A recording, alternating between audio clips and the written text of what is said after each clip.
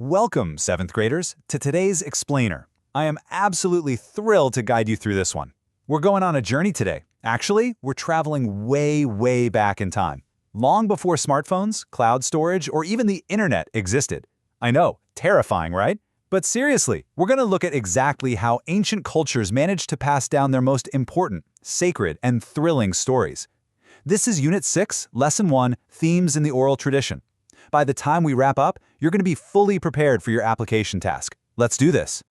Okay, let's dive right into our roadmap for today. We'll be hitting the power of stories, key storytelling vocabulary, correcting a common misconception, comparing cultures and values, and wrapping up with your application and lesson check.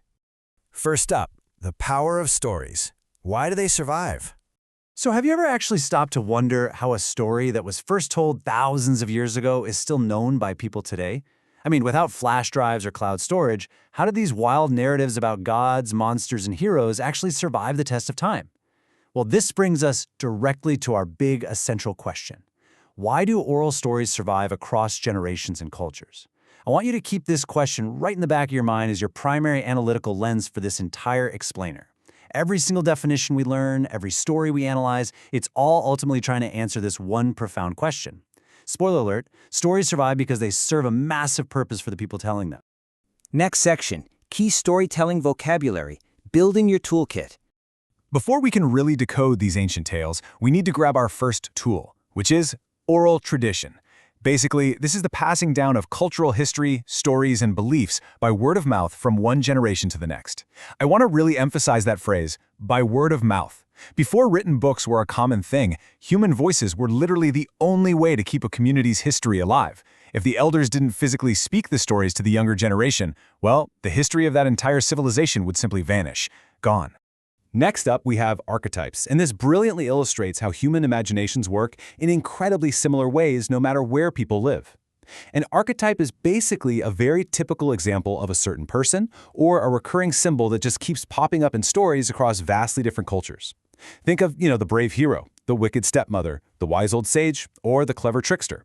It's the exact same reason we see the reluctant superhero in so many movies today. The crazy thing is, even though a culture in ancient Greece and a culture in ancient West Africa never actually met, they both created stories featuring these exact same types of characters. Moving right along to our third term, universal themes. These are the central ideas or messages in a story that apply to anyone, anywhere, completely regardless of their cultural background. You see, universal themes deal with the core of the human experience. We're talking about feelings like love, the deep desire for freedom, the epic battle between good and evil, or even just the fear of the unknown. These are shared by all humans across the globe. When you read a story and completely relate to the main character's struggle, even if that character happens to be a mythological creature, you are connecting with a universal theme. Finally, we have cultural values. These are the core principles, beliefs, and ideals that a specific community exists upon and vigorously protects. So the absolute crucial point here is this.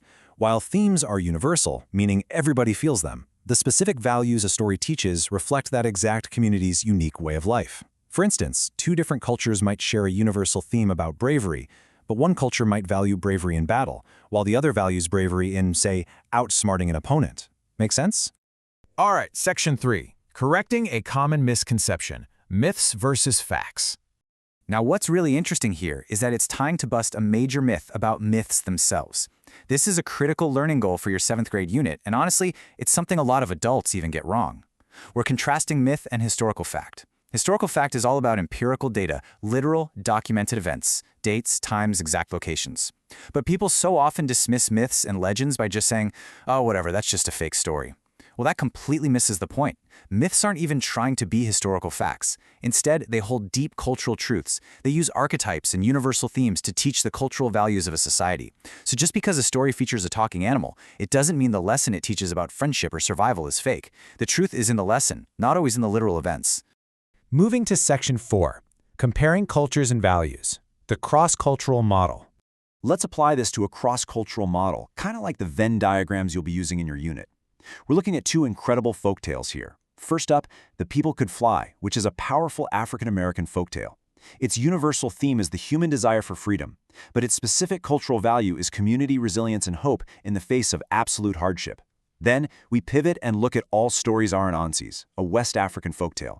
Here, the universal theme is brains over brawn. But the cultural value heavily emphasizes using pure intelligence and wit, usually as a trickster, to overcome incredibly powerful physical forces. Notice how both cultures use the oral tradition to pass down survival skills, but their archetypes, like magic in one and a trickster spider in the other, express their unique cultural values perfectly. Now, beyond just comparing values, we also use structural tools, things like cause and effect, to understand how these stories function. For example, when you read the ancient Aztec legend of Popocatépetl and Ixtlachihuatl, I want you to really pay attention to this brilliant storytelling strategy. This legend actually uses a tragic human drama, that's the cause, to explain the creation of two massive volcanoes in Mexico, which is the effect. It's just a brilliant way to see how ancient civilizations use storytelling to explain the really powerful natural phenomena happening all around them.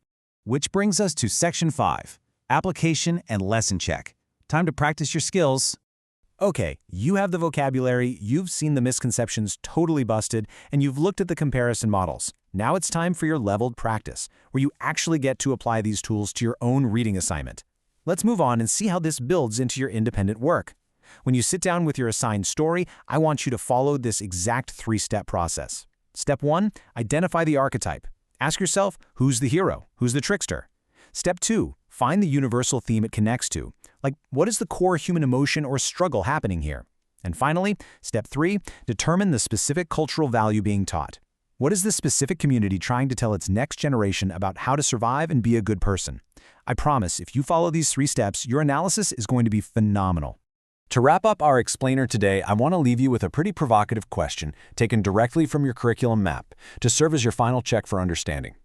Based on what you know about cultural values and the oral tradition so far, ask yourself this: community or individual? Which is more important in the folktales we've explored? Think really deeply about why a culture would pass down a story for hundreds, maybe thousands of years. Are they trying to build up the ego of just one person? Or are they trying to ensure the survival of absolutely everyone? Keep that thought in mind as you dive into your reading. Thanks so much for joining me for this explainer, and have a fantastic time analyzing your next story.